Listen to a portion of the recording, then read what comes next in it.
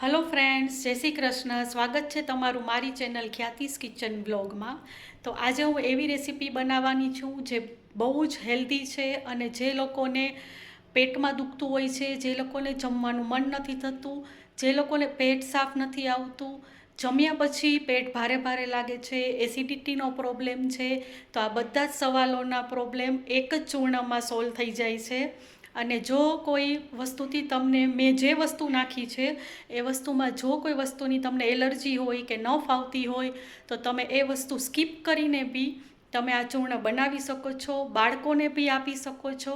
બાળકોને બી જો પેટમાં દુખતું હોય તો તમે આ ચૂર્ણ આપી શકો છો. અને જો બાળકોને કોઈ આમાંથી વસ્તુ નાખેલી છે એ ના ફાવતી હોય તો તમે સ્કીપ કરીને બી આ ચૂર્ણ બનાવી શકો છો. અને ઘરમાં જ પડેલી વસ્તુમાંથી તમે એકદમ ઇઝી રીતે 5 કે 10 મિનિટમાં જ આ ચૂર્ણ બની જાય છે.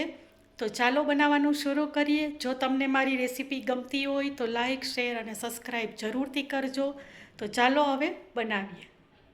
તો હવે આપણે ચાલુ કરીએ પાચકવર્ધક ચૂર્ણ બનાવવાનું. તો એમાં મેં આ સામગ્રી લીધી છે બધી. તો એમાં સુવાદાણા છે, વરિયાળી છે, જીરું છે, મેથી છે, અજમો છે, થોડાક મેં મરી લીધા છે, લવિંગ લીધા છે, એક એલચી લીધી છે અને તજનો ટુકડો છે. તો ચાલો હવે બનાવવાનું ચાલુ કરીએ. તો સૌથી પહેલાં મેં એક કઢાઈ રાખી દીધી છે અને હવે આપણે ગેસ ચાલુ કરી દઈએ. અને ગેસની ફ્લેમ ધીમી જ રાખવાની છે. તો સૌથી પહેલાં આપણે વરિયાળીને શેકી લેશું. બધું જુદું જુદું શેકવાનું છે જેથી સૌને થોડો થોડો ટાઈમ અલગ લાગતો હોય છે શેકવા માટે. તો સૌથી પહેલાં હું વરિયાળી શેકીશ. હવે વરિયાળીને આપણે એકદમ ધીમી ફ્લેમ ઉપર શેકવાની છે. બધી જ વસ્તુને આપણે અલગ અલગ શેકવાની છે કેમ કે બધી વસ્તુને શેકાતા અલગ અલગ ટાઈમ લાગે છે. તો વરિયાળીને આપણે એકદમ ક્રિસ્પી થાય એવી રીતે શેકી લેશું. જો હવે 2-3 મિનિટ થઈ છે અને વરિયાળી શેકાઈ ગઈ છે. જે લોકોને એસિડિટીનો પ્રોબ્લેમ હોય તેના માટે વરિયાળી બહુ જ સારી છે. તો હવે વરિયાળી શેકાઈ ગઈ છે, આપણે એને કાઢી લેશું. તો વરિયાળીને હું એક થાળીમાં કાઢી લઉં છું. તો હવે મેં સુવાદાણા લીધા છે, એને પણ આપણે શેકી લેશું મીડિયમ ફ્લેમ ઉપર.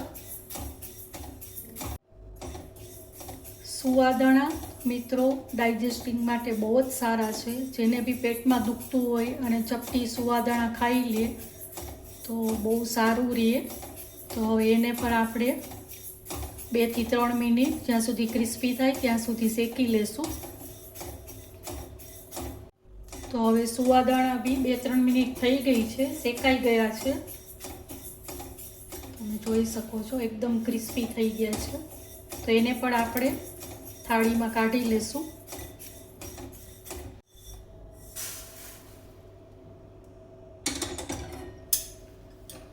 હવે આપણે નાખશું એમાં જીરું. જીરુંને ભાઈ એ જ રીતે આપણે શેકી લેશું. જીરું બી ડાયજેસ્ટિંગ માટે બહુ જ સારું છે. તમે જીરુંનો પાવડર, જીરું શેકી તેનો પાવડર તમે છાશમાં બી નાખી શકો છો. જીરું પણ શેકાવા આવ્યું છે. મેં બધી જ વસ્તુ એક વાટકીના માપથી લીધા છે. તમારે જે રીતે લેવી હોય તે રીતે એક કોઈ બી વાટકીનું માપ લઈ લ્યો અને એ રીતે તમે માપ લઈને બનાવી શકો છો.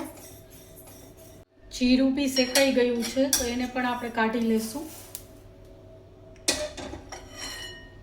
હવે હું અજમો નાખું છું. અજમીને બી એ જ રીતે આપણે શેકશું. અજમો બી સારી રીતે શેકાઈ ગયો છે, તમે જોઈ શકો છો. અજમાને બી હું કાઢી લઈશ.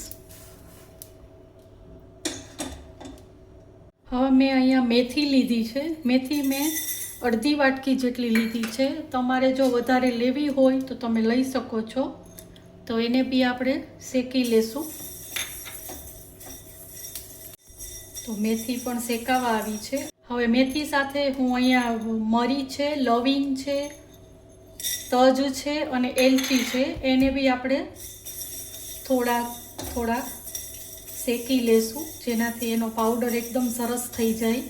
એલચી મેં એટલા માટે નાખી છે કે આપણે જ્યારે પાકી ખાઈએ ત્યારે સુગંધ સરસ આવે, અને ઘણા લોકોને આવી વસ્તુ નથી ભાવતી તો તે પણ ખાઈ શકે. તો હવે આ બધું જ શેકાઈ ગયું છે, એને બી આપણે આ થાળીમાં સાથે નાખી દઈશું, ગેસ બંધ કરી દઈશું અને આ બધી વસ્તુને હવે સારી રીતે ઠંડી થવા દઈશું. આ બધી જ વસ્તુ હવે ઠંડી થઈ ગઈ છે, તો આપણે હવે મિક્સી જારમાં આ બધાને પીસી લેશું. તો આ બધી જ વસ્તુને આપણે હવે મિક્સી જારમાં નાખી દઈશું અને એકદમ પાવડર થાય એવું પીસી લેશું. તો આ બધી જ વસ્તુ સારી રીતે પીસાઈ ગઈ છે. હવે આપણે એમાં એક બે વસ્તુ હજી એડ કરવાની છે, તે કરી લઈએ. તો હવે મેં આ સંચર પાવડર લીધો છે, જે મેં એક મોટી ચમચી લીધી છે. જો તમે બાળકોને આપતા હોય અને સૂટ ન થતું હોય તો તમે આ સ્કીપ કરી શકો છો, એની બદલે તમે થોડું સોલ્ટ નાખીને બી આપી શકો છો. તો એ પણ આપણે આમાં નાખી દઈશું. અને હવે મેં આમાં એક નાની ચમચી જેટલી હિંગ લીધી છે. હવે બધી વસ્તુને આપણે પાછી એકવાર પીસી લેશું, જેથી જે સંચર અને હિંગ નાખ્યા છે એ સારી રીતે આમાં મિક્સ થઈ જાય. હવે પાછું આપણે થોડી વાર પીસી લેશું. તો આ બધી જ વસ્તુ પીસી લીધી છે, તમે જોઈ શકો છો એકદમ સરસ પાવડર થઈ ગયો છે અને સુગંધ એટલી સરસ આવે છે, તમે જરૂરથી એકવાર ટ્રાય કરજો. અને ટેસ્ટમાં બી સારી છે, એવું નથી કે મેથી નાખી છે તો એ કડવું છે, પણ બહુ જ સરસ ટેસ્ટ થયો છે, તો તમે જરૂરથી ટ્રાય કરજો. તો હવે આ બધી જ વસ્તુને એકવાર આપણે સારી રીતે ચાળી લઈએ, જેથી એકદમ સરસ પાવડર થાય અને ખાવામાં ઇઝી રહે. તો હવે આપણી ફાકી એકદમ રેડી છે. તો હવે આપણે આને એરટાઇટ કન્ટેનરમાં ભરી લેશું અને આ ફાકીને 3 થી 4 મહિના સુધી તમે સ્ટોર કરી શકો છો. તો હવે આપણે બોટલમાં ભરી લઈએ. તો હવે આપણે આ ફાકીને એક બોટલમાં ભરી લઈએ.